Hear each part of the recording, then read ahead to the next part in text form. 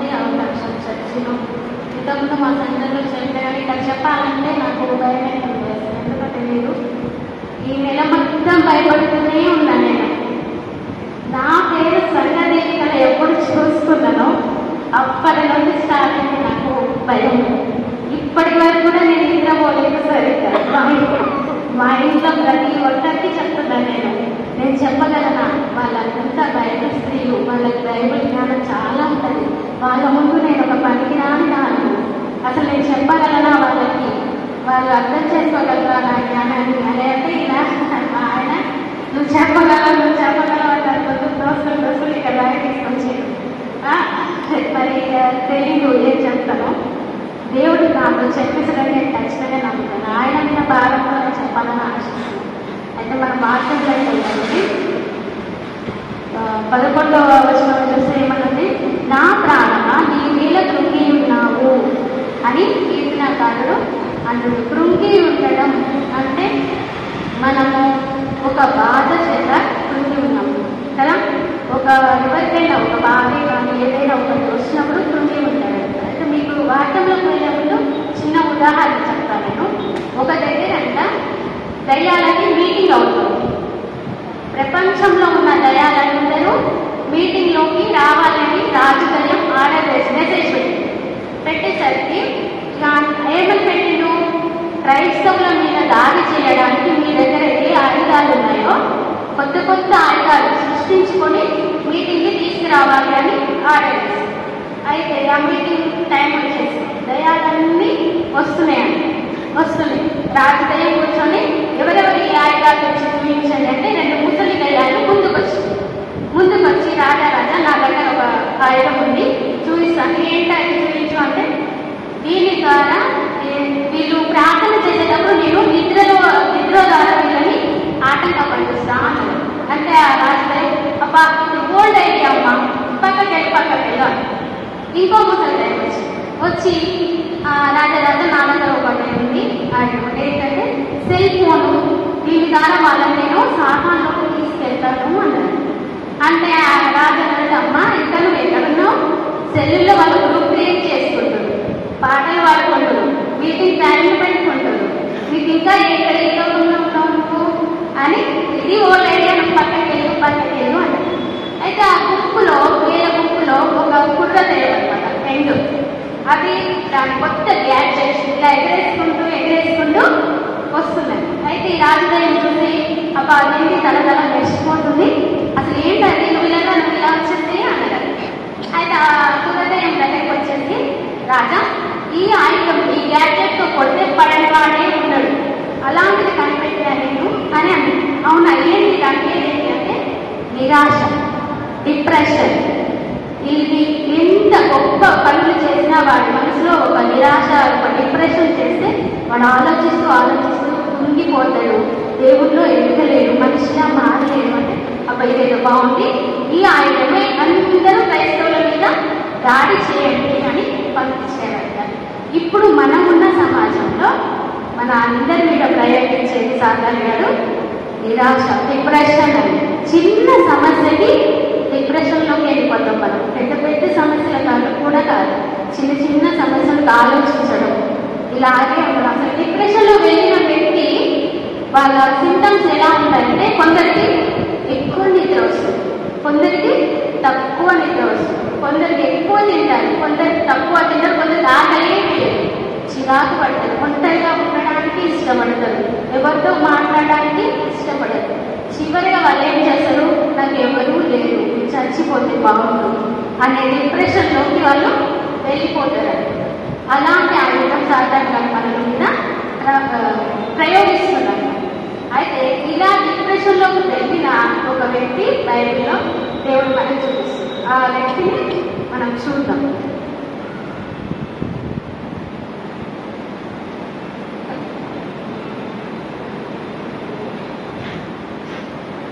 మొదటి రాజుల గ్రంథం 18వ అధ్యాయం 22వ వచనం.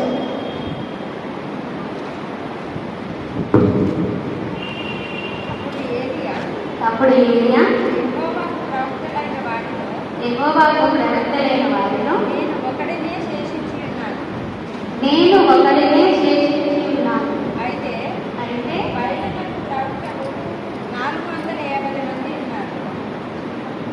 బయలునకు ప్రవక్తలు 450 మంది ఉన్నారు.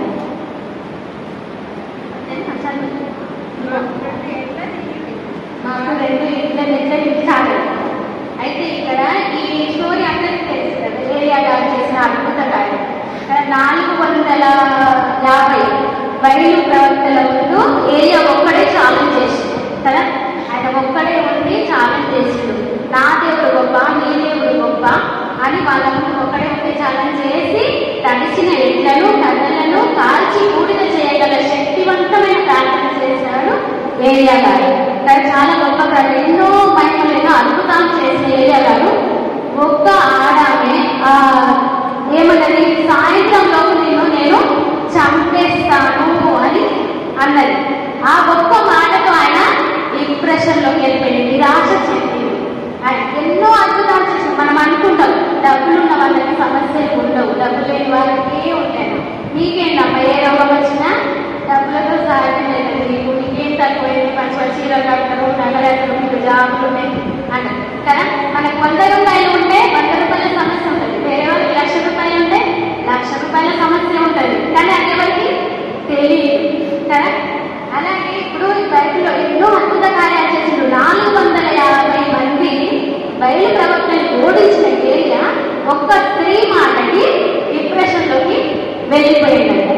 అయితే మన డిప్రెషన్లోకి వెళ్ళిన వ్యక్తులు ఎలా ఉంటారో నేను చెప్పాను కదా, అట్లా ఎవరితో మాట్లాడకుండా అట్లా ఉండి 2 వారాలు ఆ మనుషులు అలాగే ఉంటే వాళ్ళకంతా కెమికల్ ఇంబ్యాలెన్స్ అవుతుంది.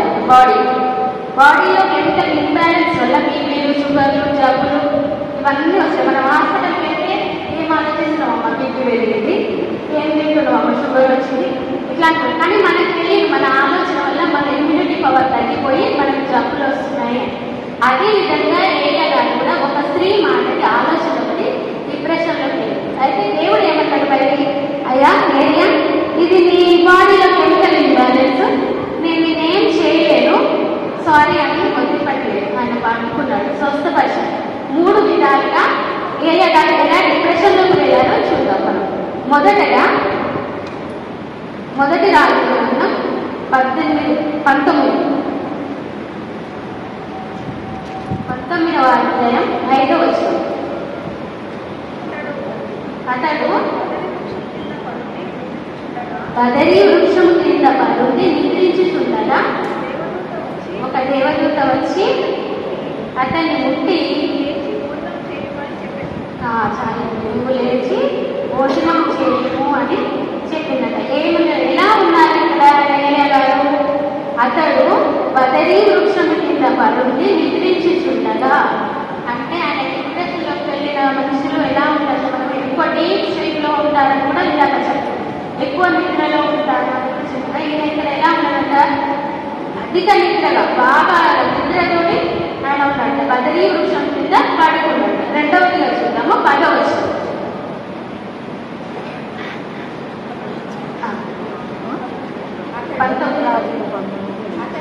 అతడు ఇశ్రాయేలు వారు లాస్ట్లో చదువు, నేను ఒక్కడను మాత్రమే మిగిలి ఉండగా వారు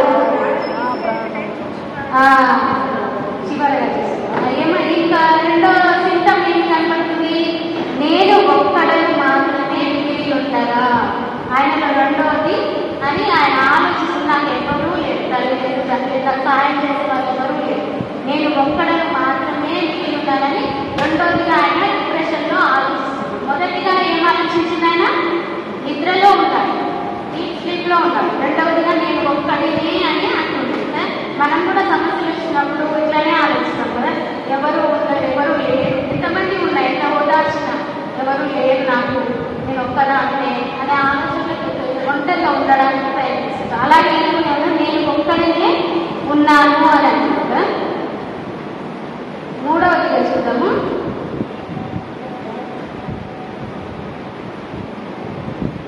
19:4.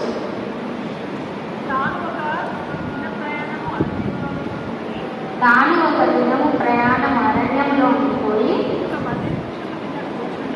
ఒక బదరీ వృక్షం కింద కూర్చుండి, చాలు మరణాపేక్ష గలవాడే. చివరి సిద్ధం ఎక్కడి వరకు వచ్చింది ఆయన? మరణాపేక్ష గలవాడే, చచ్చిపోవాలి నేను అనే గాడికి ఆయన వచ్చేసిందంట. మొదటిగా ఆయన ఇంట్లోకి వెళ్ళిండు, తర్వాత నేను ఒక్కడిగా నాకు ఎవరు లేరు అనే సమస్యలకు వచ్చిండు, చివరిగా ఆయన నేను చచ్చిపోవాలి అనే అట్లా వచ్చేసిండు. వచ్చేసరికి ఆలోచనలకు వచ్చేసరికి దేవుడు ఆయన వదిలేసిందా? వదిలేదు. ఆయన పట్టుకొని బాగు చేసి, ఎలా బాగు చేసినట్టే 3 విధాలుగా ఆయనకి దేవుడు బాగు చేస్తాం. చూస్తున్నాము మనం 3 విధాలుగా. మొదటి రాజుల 19వ అధ్యాయం 6వ వచనం. అతడు చూచినంతలో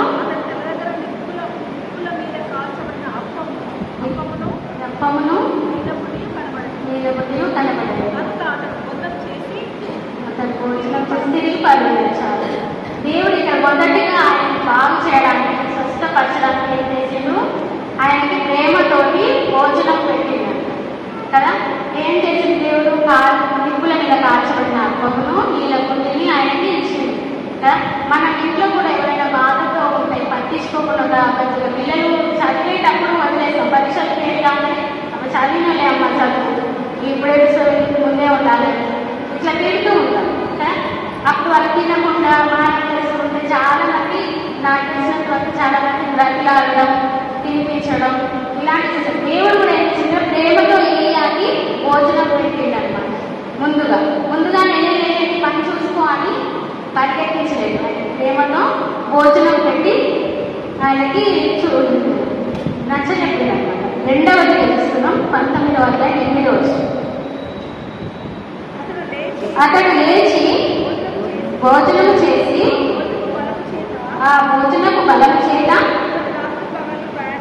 40 రాత్రి పగళ్ళు ప్రయాణం చేసి దేవుని పర్వతము అని పేరు పెట్టబడిన చాలా కోరేళ్ళకి వచ్చారు.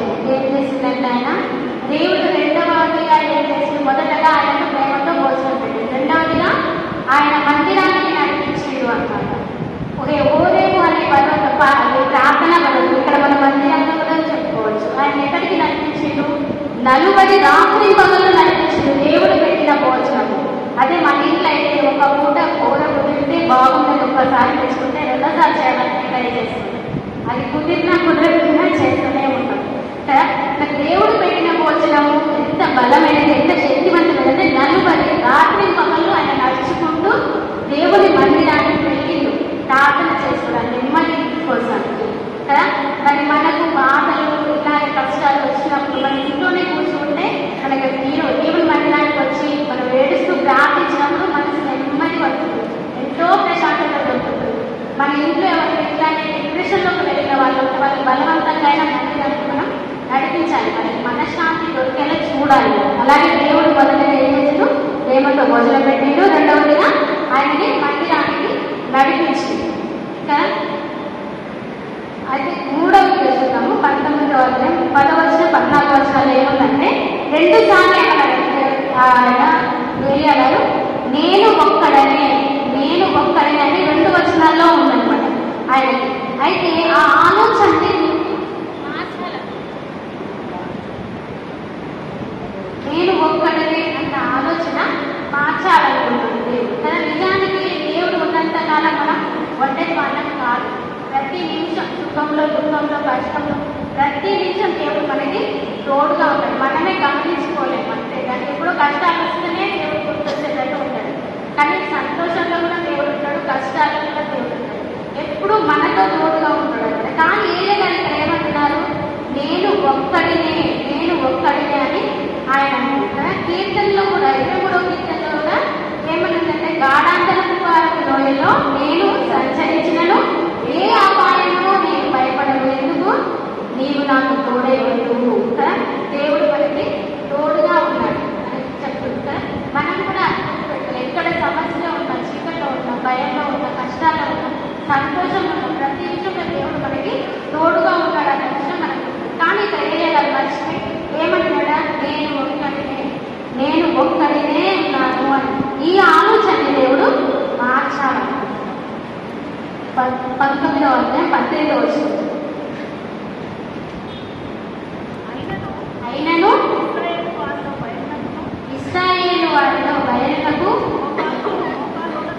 మోకాళ్ళ వలెను నోటితో వాడిని ముద్దు పెట్టుకొనలేదు. నోటితో వాడిని ముద్దు పెట్టుకొనలేదు. ముందు 7,000 మంది నాకు ఇంకను మిగిలిందురు. 7,000 మంది ఉన్నట్ట. దేవుడు ఏదైతే చూపిస్తుంది, అయ్యా నువ్వు ఒక్కడే కాదు, నీకంటే ముందు 7,000 మంది ఉన్నారు. బయలుకి మొక్కకుండా ముద్దు పెట్టుకోకుండా ఉన్న వాళ్ళు మంది 7,000 మంది ఉన్నారు. నువ్వు ఒక్కడివే నేనే అని ఎంతసేపు డిప్రెషన్లో ఉంటావు. నువ్వు ఒక్కడే కాదు, 7,000 మంది నీకు ఉన్నారు అని అనుకుంటారు. మనం కూడా ఎప్పుడు ఇలాగే అనుకుంటాం, కష్టాలన్నీ నాకే వస్తాయి, బాధలన్నీ నాకు వస్తాయి అనుకుంటాం. కానీ మనం చెప్పుకుంటాం ఒకరికి బాధలు, ఆ చెప్పుకునే ఆమెకి బాధ వింటుంది, ఆ బాధ చెప్పదు. ఎందుకంటే ఆల్రెడీ నువ్వు బాధలో ఉన్నవాళ్ళు, ఆమె కూడా కష్టాలే, చాలా కష్టాలు ఎక్కడ ఆమె చెప్పదు. ఎందుకంటే ఆల్రెడీ నువ్వు బాధ చెప్తున్నావు కాబట్టి. ఇంకా దేవుడి దగ్గర ఏరియా గారు కూడా నేను ఒక్కడినే అని చెప్తే ఆయనకి కృంగిపోకుండా, డిప్రెషన్లోకి వెళ్ళకుండా, నీకంటే ముందు 7,000 మంది ఉన్నారు, మరి వాళ్ళంతా నీలాగే అనుకుంటున్నా, కృంగిపోతుందా, డిప్రెషన్లోకి వెళ్తుందా, చచ్చిపోవాలనుకుంటుందా, తిండి తిప్పలు మానేసి చెట్ల కింద పండుకుంటుందా అని ఏరియాకి దేవుడు చెప్తున్నాడు. కానీ మనం ఈ లోకంలో ఉన్నప్పుడు మనుషులు కదా, ఈ లోకము ఎంతమంది వెలివేసినా దేవుడు మనల్ని వెలివేది, మనతో పాటే ఉంటాడు. ఈ ఏరియా డిప్రెషన్లోకి వెళ్ళదు. కానీ మనం బైబిల్లో ఒక వ్యక్తిని చూడొచ్చు, డిప్రెషన్ తెప్పించేది మనకందరికీ తెలుసు, పౌలు గారు కదా. సాతాను ఏం చెప్పింది పౌలు గారిని? 2 కొరింథీయులు 12వ వచనం, 12వ అధ్యాయం 7వ వచనం.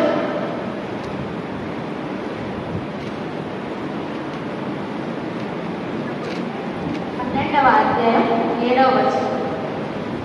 నాకు కలిగిన ప్రత్యక్షతలు బహు విశేషంగా ఉన్నందున నేను అత్యధికముగా ఇచ్చిపోకుండా నిమిత్తము నా శరీరంలో ఒక ముళ్ళు సాతాను యొక్క దూతగా ఉంచబడెను కదా. పౌలు గారు ఎంతో గొప్ప ఆయన అద్భుత కార్యాలు చేసి, గొప్ప కార్యాలు చేసి దేవుని భయభక్తులు గలవాడు కదా.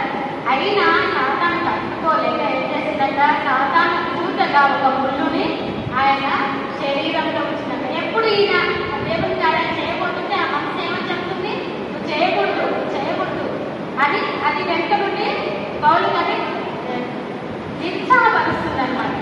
అయితే పౌలు గారు ఏం చేస్తారు, అదేమంటుంది, నీవు ఏం చేయలేవు దేవుడి కోసం, నువ్వు బలహీనుడివి అని ఆ సాతాను పౌలు గారిని పదే అంటుందంట.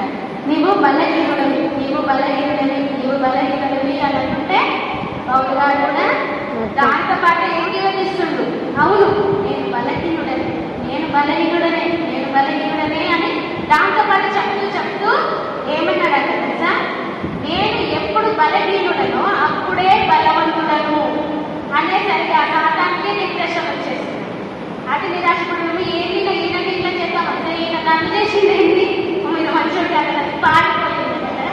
మనం కూడా పౌలు గారి వల్ల ఉండాలి, ఏరియా గారిలా నిరుత్సాహపడదు. ఒకవేళ అలా పడినా మన దేవుడు మనల్ని లేవనెత్తడానికి రెడీగా ఉంటుంది, మనకు సహాయం చేయడానికి ఎప్పుడు ఆయన ముందు ఉంటాడు. బైబిల్ ఎన్నోసార్లు రాయబడుతుంది, భయపడకు నేనున్నాను. అన్నిసార్లు చదువుతాం, అన్నిసార్లు భయపడుతూనే ఉంటాం. కానీ దేవుడి అంటూ భయపడుతూ ఉండాలి, మనం భయపడకుండా ఉండాలి. సాతాన్ని కృంగదీసేలాగా పౌలు గారిలా మనం ఉండాలన్నమాట కదా. ఏలియా గారిలా కృంగిపోతూ సమస్యలను చూసి పౌలు గారిలా మనం ఉండాలి. ఒకవేళ భయపడినా దేవుడు మనకి ఆత్మీయ దేవుడిగా ఉన్నాడని మనం నేర్చుకుంటున్నాం. నేను ప్రేర్ చేస్తున్నాను. మహాపరిశుద్ధ ఘనమైన దేవ, మహోన్నతుడా తండ్రి, నాయన మనకి ఇచ్చిన సమయాన్ని బట్టి మీకు వందనాలు, స్తోత్రాలు చేస్తున్నాను. అయా నాయన, మరి మా జీవితాల్లో ఉన్న నిరాశ వాళ్ళ ముందు మమ్మల్ని లేవనెత్తదండి.